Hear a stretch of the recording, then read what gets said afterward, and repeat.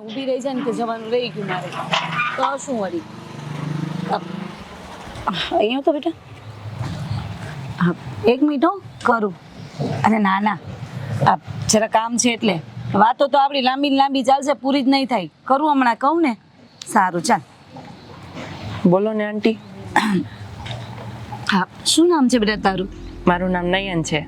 નયન હા તો અહીંયા રહે છે તું કે બને ત્યાં સુધી હું તને જોતી હોઉં છું કે તું અહીંયા જ આવતો હોય છે તો ના ના, હું અહીંયા કામ કરું છું. કામ કરે છે તો તું ભણતો નથી? ના, કેમ? હું અનાથ આશ્રમમાં રહું છું. અનાથ આશ્રમમાં રહી છે એટલે તો તારા મમ્મી પપ્પા ઘરમાં કોઈ નથી? હું જ્યારે નાનો હતો ને ત્યારે મારા મમ્મી પપ્પા એક્સિડન્ટમાં મરી ગયા છે. એક્સિડન્ટમાં મરી ગયા? તો તો તું રહે ક્યાં છે અત્યારે? હું અનાથ આશ્રમમાં રહું છું. અનાથ આશ્રમમાં રહે છે ને અહીંયા કામ કરવા આવે છે? અહીંયા ઘરનું કામ કરું છું.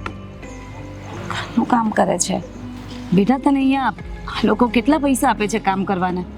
3000 રૂપિયા આપે છે. 3000 રૂપિયા? 3000 રૂપિયામાં શું થાય? કઈ ના થાય. તો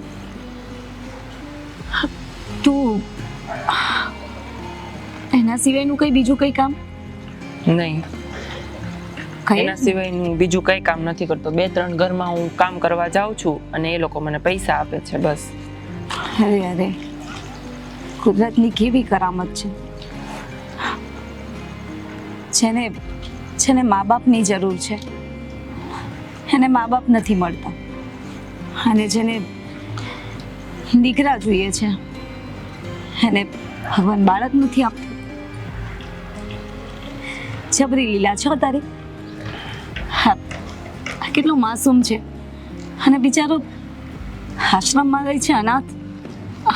એવું કંઈ તારી પાસે કઈ ફોન નંબર કે એવું કંઈ? ના, મારી પાસે કંઈ જ નથી એવું. તો તું રોજ અહીંયા આવે છે ને તો કાલે તું મને મળશે અહીંયા? હા. સાચું? હા.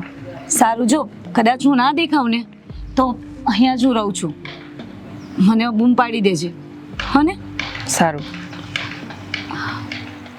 બાકી કઈ આપું? પૈસા વૈસાની જરૂર છે દીકરા? ના ના ના, થેન્ક યુ, તમારો આભાર. સારું, કઈ નહીં, કઈ બી કામકાજ હોય ને તો મને કહેજે પાછો. સારું, કઈ નહીં, મને તારી માં જેવી જ માન. સારું ચાલ.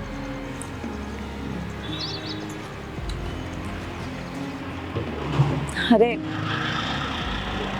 માસૂમ બાળક, શું વાત છે એનો? જેને દુનિયાદારી જ નથી જોઈ અને દુનિયાદારીની ખબર નથી, હજે આટલી નાની ઉંમરમાં 3 ઘરના કામ કરે છોકરો. અરે